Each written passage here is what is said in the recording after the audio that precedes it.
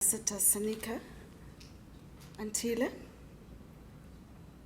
Ambassador Mwapachu, Professor Sambuja, Professor Killen Nkayara, directors and MPs, chairmen of boards, CEOs and invitees. It is quite an emotional moment for me to come through from South Africa and be here today to share some thoughts and perhaps make a contribution towards your own development. And the simple reason is that I am reminded of your country's contribution to where we are.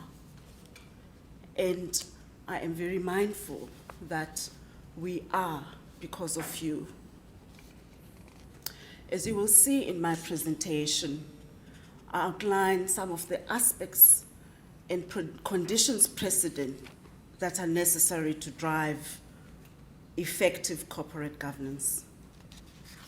I've been asked to shed some light about some of my experience, and I must say that we are not generally very good at singing our own praises. However, I hold a social science degree and an honors from the University of Cape Town, and I hold an LLB from the University of Natal. And I have had both the curse and the benefit of being able to straddle a range of disciplines, being an observer of institutions as a social scientist and as well as a regulator. And my colleagues will always attest to the fact that regulation on its own is not the answer. Where the rubber hits the road is also on the values, the culture, and the behavior that is imbued around some of the work that we do. Apart from that, I've had the benefit of working as a director of companies. I chaired the risk committee of AXA at a critical time when that institution had to deliver the infrastructure required for the World Cup. I have also worked with a range of private sector boards, the Vodacoms of this world, the mining sector, and the like. And I have really gotten my own experience around state enterprises at a critical time around the development of those institutions in our own country, and hope that I can shed some light and, if possible, provide some framework within which to consider your own issues. I cannot profess that I'm au fait with each and every aspect of the challenges that you face, and therefore I will refrain to opine on some of the issues, but perhaps provide a framework of sorts against which to judge some of the challenges.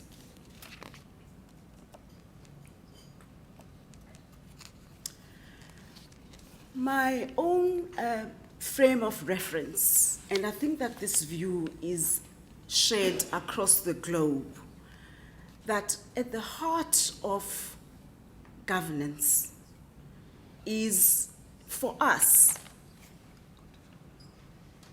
the whole question of institutional development.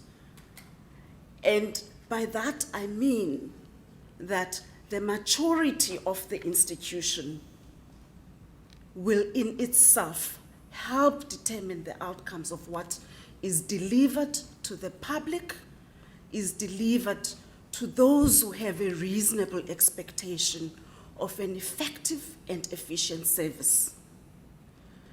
And research is abound all around that indicates that where the key institutions that underpin effective governance are weak,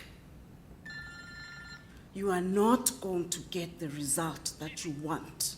So when we talk governance, we talk institutional capacity, we talk institutional effectiveness, and we talk institutional strength and ability to deliver.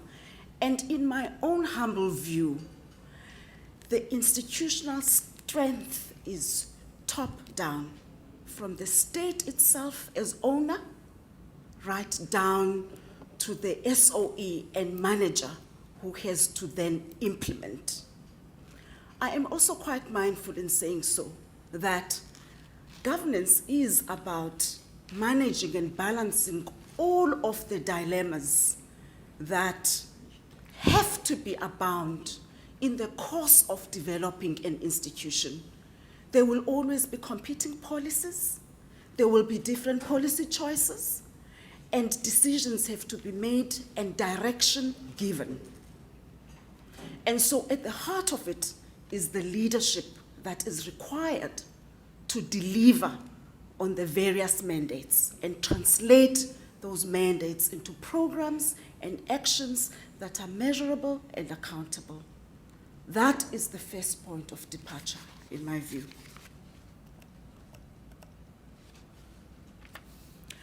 It has, I think it's already been shared, and I believe that Tanzania, all of the people recognize the pivotal role of state-owned enterprises, because at the heart of it, they determine and decide the whole allocation of resources and benefits. And that, by its nature, we need to recognize the elephant in the room, that there are always competing interests in the process, both of deciding who makes a decision about what and who gets what. And that is not prone to some of the weaknesses which we are wired for as people, which is power and sometimes self-interest. So therefore, the values that we have begin to inform also what we do. And because this area is a multidisciplinary approach type of area, no one discipline constitutes a solution. So a collective action and collective thought and diversity of thought of what is required normally yields the necessary results. So I have already attested to that. I will hopefully offer various conceptual frameworks around corporate governance based on some of the research that has been undertaken. And more importantly today, my view is that we may need to focus on two very important tasks, on how to strengthen the role of the state as owner. What are the state's obligations as owner? Taking into account that they set the tone, they set the necessary regulatory framework, and therefore may also have to face their own dilemmas of being a referee and player. I think the minister's already attested to that in his speech.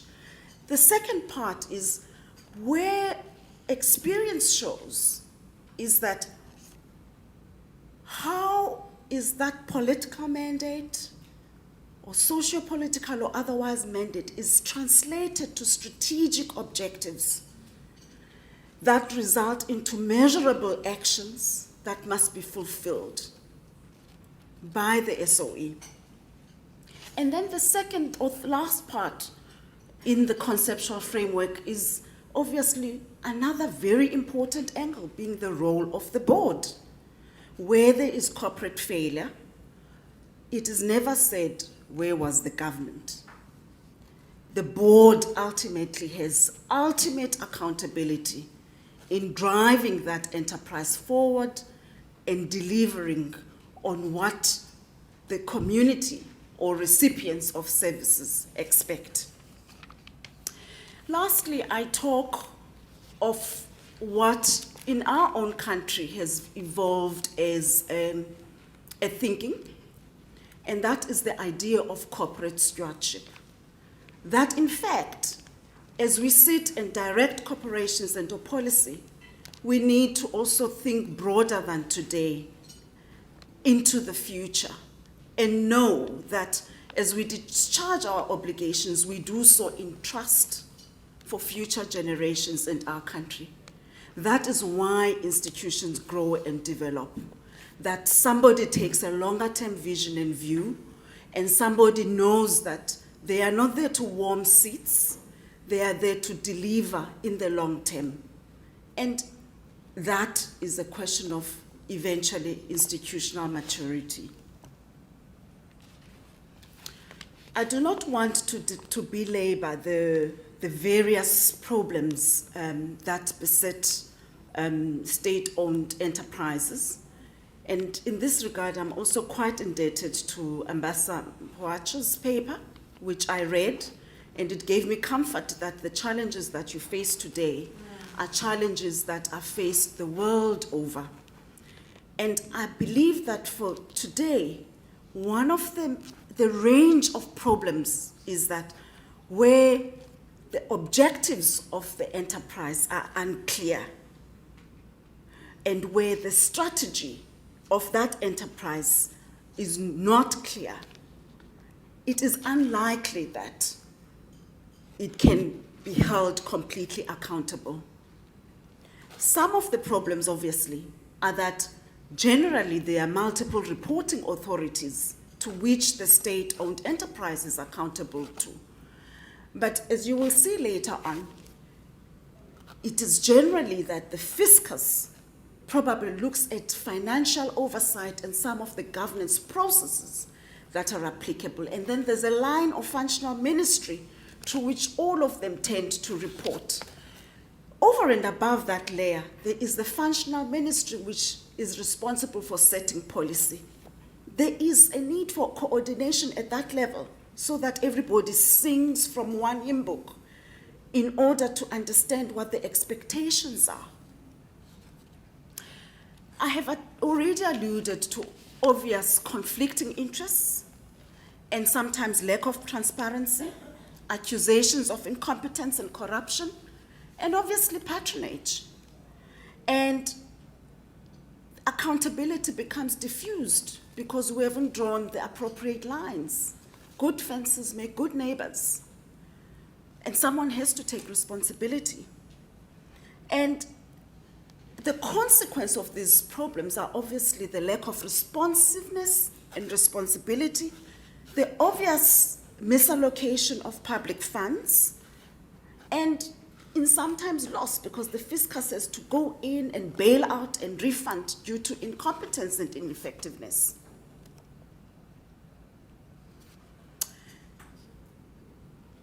You will see that in the next framework that I will come up with is that the whole process of development of efficient SOE in our own country was completely intertwined with the whole transformation process and the whole constitutional framework, because you need a range of players to render the institutions effective.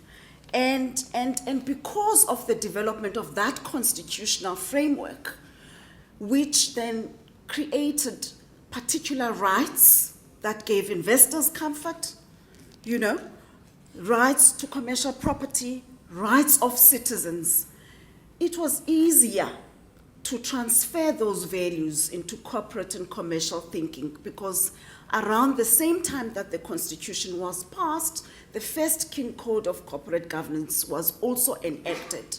So you see that the values of transparency, the values of accountability are imbued in the Constitution, which at least gives a foundation to test certain rights and or to exercise certain rights. That in its own a very expensive affair where there is inequality, because how long does it take to process matters to court if a citizen has been, acted to unfairly? But be that as it may, the point that's being made today is that that framework also assisted in bringing about a greater measure of accountability. Over and above that, from a regulatory point of view, sorry, can you assist with the,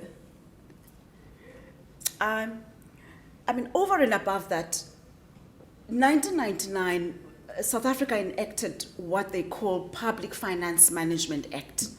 And within that, all state institutions were reorganized from a point of financial accountability, board accountability, around this act, because it binds all of them to apply the requirements of the legislation and to account in a certain way.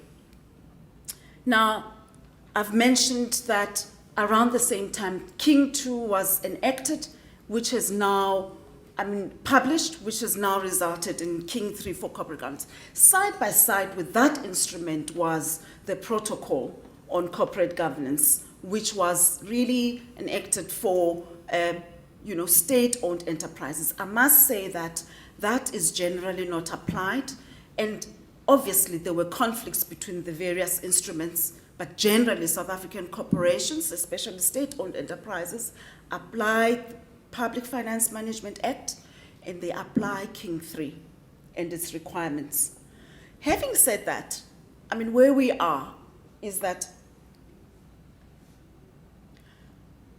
state-owned enterprises, we're struggling with technology, but be that as it may, nothing is perfect, so we just have to do.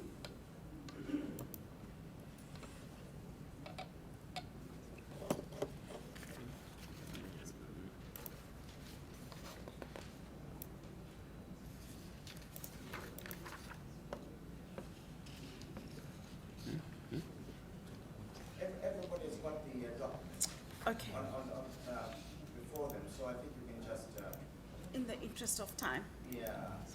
What you need to hear, man? Yes. Yeah.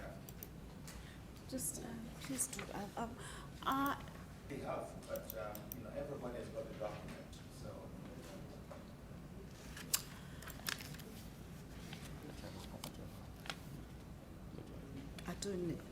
I do need it, but I think in the interest of time, let me continue. I will keep pointing you out to the pages that I am working from. Do you want to take the? Okay. Anyway, if I may continue, please. Yeah. What we find is that, our own SOEs are not immune from conflicting bureaucratic interests. And what generally is viewed as an allegation of political interference. But at least now there is a better framework within which SOEs operate. And also, because, I always refer to this issue that, it's part of institutional development. There will be weaknesses, They are also not prone to certain political mishaps.